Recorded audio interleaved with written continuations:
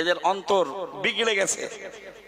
আর আমরা দাদা পীর কেবলার হক সিলসিলার উপরে দাঁড়িয়ে এই কথাটা আমরা প্রচার করি। এক বক্তা নামে তক্তা সাহেব, নাম বলবো না, সে প্রচার করলো বিনা পয়সায় আবার দিন দুনিয়া। হুজুর যে গাড়ি চড়ে টাকা লাগে না, বাঁশ পাতা দেছে আর কোম্পানি গাড়ি দেছে। যুক্তি বুঝছো? অন্যায় তো করছে, আবার বিষাদগার করছে। দাদা পীর কেবলা বলেছে হাদিয়া হিসাবে যা দেবে সেটা বৈধ, তিনিও নিয়েছেন। সুবহানাল্লাহ বলেন। মুফতি সাহেব সহ আমরা আপনারা যা দেন তাই নিই নাকি চাই? কথা বলেন।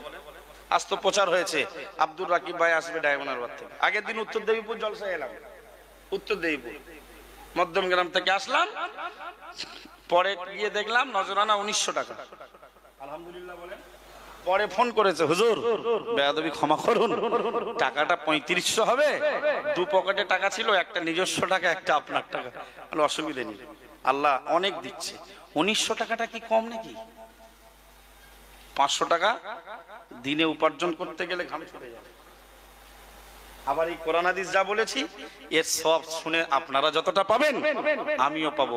আর কেউ যদি আমার এই একটা কথা মেনে চলে, যতদিন লোকটা মানবে, আমি বেঁচে থাকলেও 1% সওয়াব পাবো, মরে গেলেও কবরে শুয়ে সাদাকাতুন জারিয়া সওয়াব পাবো। লাভ আছে না লস? কেউ হয়তো 35 নে বাড়ি যাচ্ছে, আমাদের হয়তো 2000 কি 2500। আমরা আলহামদুলিল্লাহ হামদান কাসীরান তাইয়িবান মুবারাকান ফীহি পড়তে পড়তে যাই। আল্লাহর কসম, টাকাটা হাতে পাই, পরে গুনে দেখি আর 3000, 4000, 5000, 7000 আল্লাহ দেয়, 10000ও দেয়। আলহামদুলিল্লাহ বলেন তো। যাই পাই একটা আওয়াজ দেই, আলহামদুলিল্লাহ হামদান কাসীরান তাইয়িবান মুবারাকান ফীহি। আল্লাহর কসম, সুবহানাল্লাহ বলেন। ওতেই সন্তুষ্ট, আর আল্লাহ ওতে অনেক সুখে রেখেছে। আলহামদুলিল্লাহ বলেন। অল্পে সন্তুষ্ট হলে আল্লাহ বলেছে সে পৃথিবীর শ্রেষ্ঠ ধনী। قال رسول الله صلى الله عليه وسلم وارض بما قسم الله لك تكن اغنى الناس او كما قال عليه السلام। প্রিয় নবী মুহাম্মদুর রাসূলুল্লাহ সাল্লাল্লাহু আলাইহি ওয়াসাল্লাম হযরত সাহাবীদেরকে বলছিলেন, ও বাবা সাহাবীরা, আমি কিছু জ্ঞান দেব, আমার কাছ থেকে তোমাদের মধ্যে কে আছে জ্ঞানগুলো শিখে নেবে। হযরত আবু হুরায়রা বললেন, ইয়া রাসূলুল্লাহ, হাবিবাল্লাহ হুজুর, আমি আপনার কাছ থেকে ওই জ্ঞানগুলো অর্জন করব।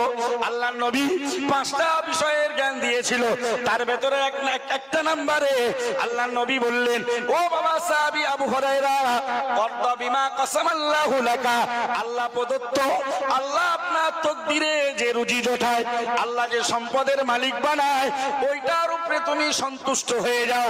তাকুন আগুনান নাসি, আমি প্রিয় নবী মুহাম্মদুর রাসূলুল্লাহ সাল্লাল্লাহু আলাইহি ওয়াসাল্লাম বলছি, তুমি হয়ে যাবে মানব জাতির ভেতরে শ্রেষ্ঠ ধনী।